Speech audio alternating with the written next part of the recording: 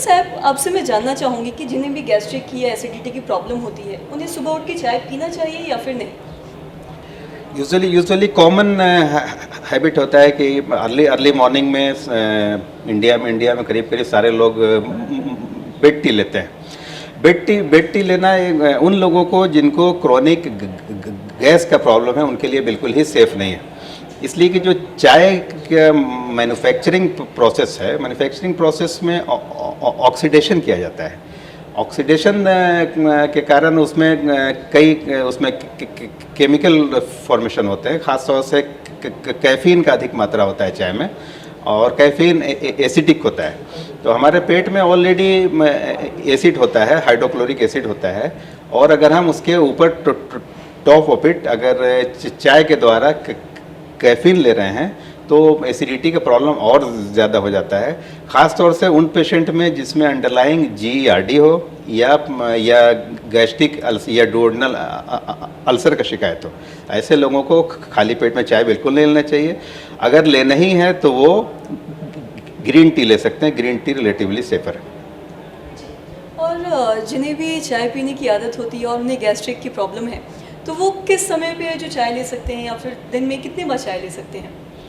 Usually मैं चाय जो है कुछ खाने के बाद लेना ज़्यादा सेफ़ होता है, और एक दिन में दो से ज़्यादा चाय नहीं पीना चाहिए।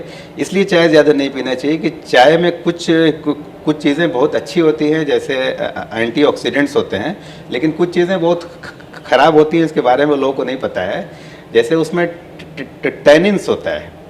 टैनिन क्या करता है कि इंटेस्टाइन के अंदर में बहुत सारे एलिमेंट को एब्जॉर्प्शन से रोक देता है। तो ऐसा देखा गया है कि जो लोग अधिक मात्रा में चाय पीते हैं उनके बॉडी में आयरन की कमी हो जाती है, आयरन डेफिशिएंसी, अनीमिया का रिस्क होता है।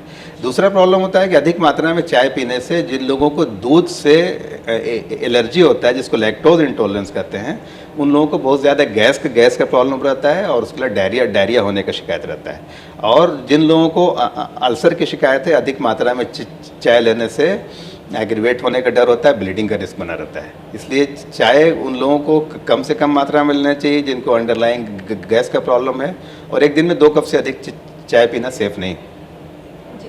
और आपने जैसा कि बताया कि वो लोग हैं जो लेमन टी या फिर ग्रीन टी ले सकते हैं, तो अगर लेमन टी और ग्रीन टी की बात करें तो वो कितनी बार ले सकते हैं और कब ले सकते हैं, ये भी जानना चाहूँगी। यूजुअली ग्रीन टी भी 2 ही बार लेना ज़्यादा अच्छा होता है।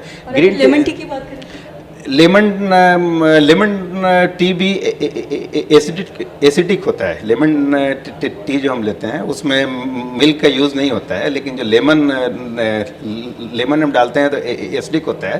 तो उसको भी अच्छा है, बेहतर यही है कि खाना खाने के बाद ही लें, 2 से 3 बार से अधिक नहीं लें।